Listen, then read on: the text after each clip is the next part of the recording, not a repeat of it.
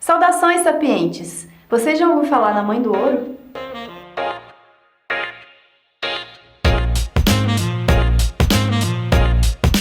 De vez em quando você via contar que de primeira ela caía, alguém encontrava e ela perdida pelo chão aí, né?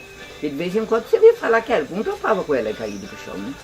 Mas eu, como diz o Cadu, você já vi ela passar. Já vi passar por aquela pedra dali, ali naquele ato ali tinha um pé de aquele pau margoso angelim.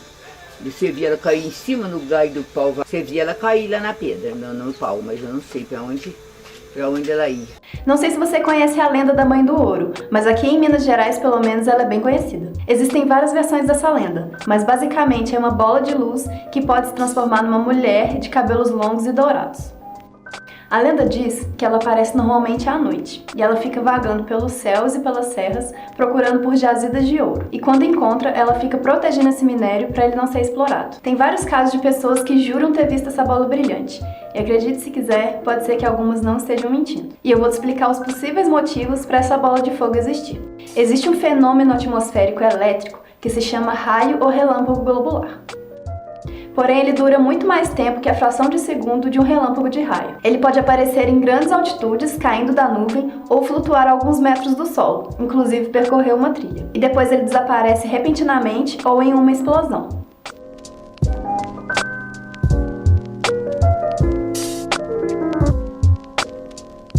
Esse fenômeno ainda é pouco conhecido. Por isso existem vários experimentos e hipóteses que se assemelham, mas que ainda não se sabe se estão relacionados. No caso do fogo-fato, a gente tem uma explicação mais concreta. São chamas azuladas que costumam aparecer em cemitérios ou em superfícies de lagos e pântanos. Essa chama vem da liberação de gás metano decorrente da decomposição de matéria orgânica. Se nesse local houver uma condição de concentração de metano e se o clima estiver relativamente quente, acontece uma explosão espontânea, dando origem a essas chamas. Nesse caso, se você se movimentar perto do fogo, o ar vai se deslocar e vai dar a impressão de que o fogo está te perseguindo. O fogo de San Telmo, que na verdade não é um fogo, é um tipo de plasma provocado por descargas elétricas. Normalmente é visto em formato oval em estruturas altas, como cruzes de igrejas e mastros de navios. Diferente do raio globular, o fogo de San Telmo permanece colado ao condutor, então ele pode durar muito mais tempo do que um raio globular. Por fim, uma explicação super plausível são os meteoros. A gente sabe que por dia, 100 toneladas de poeira espacial atingem a nossa atmosfera.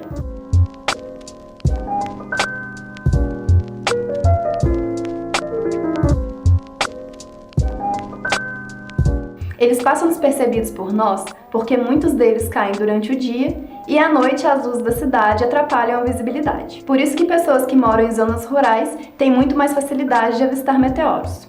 Esses foram alguns exemplos que podem explicar a origem dessa lenda. Se você conhece algum outro fenômeno que se assemelha a esses, conta aí pra gente nos comentários que a gente vai adorar conhecer.